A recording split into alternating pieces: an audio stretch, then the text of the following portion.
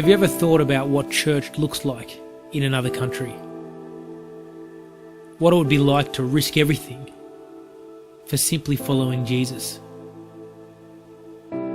These are the secret believers.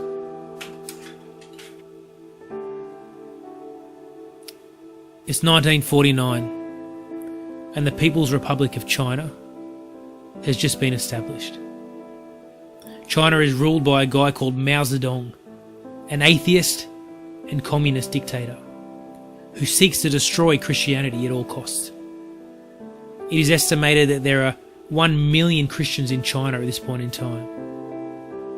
And for the next 30 years, they face severe persecution.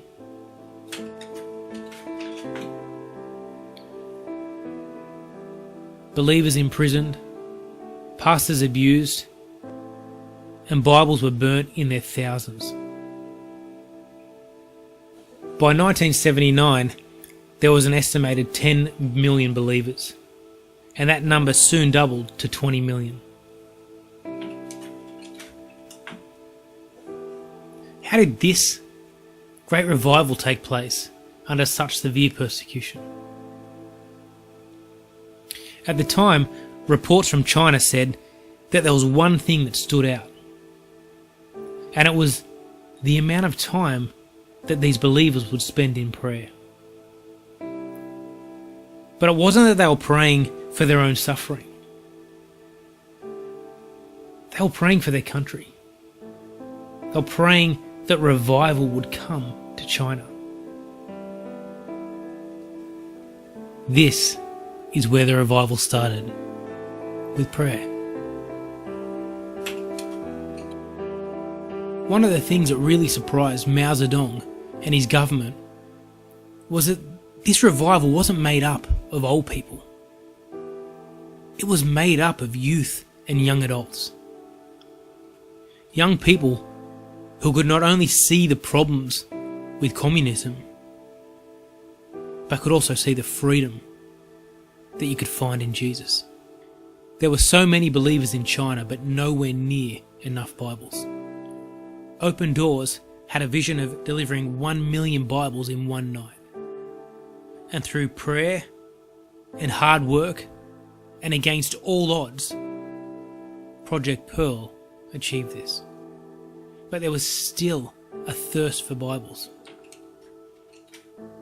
Over the last 30 years, Open Doors has delivered more than 40 million Bibles and pieces of Christian literature into China. Operations like Project Pearl have inspired Chinese Christians to begin printing their own Bibles in China. They now produce over 1 million Bibles a month.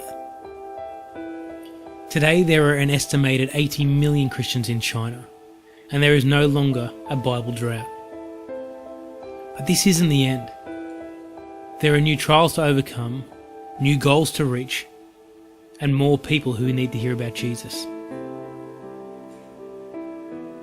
Christians are still being persecuted. House churches are still being attacked and shut down, with members beaten and imprisoned. But what if this revival has only just begun? What if we prayed for revival in other countries? Or revival in our country? Pray. Pray for the persecuted. Pray for those people who share our faith, but not our freedom. Pray for the people who constantly live in fear for simply following Jesus. And pray that we might be inspired to make a difference in our country. No prison, no border, and no door is closed to us when we pray. You see, one of the greatest revivals in the history of the world was built on prayer.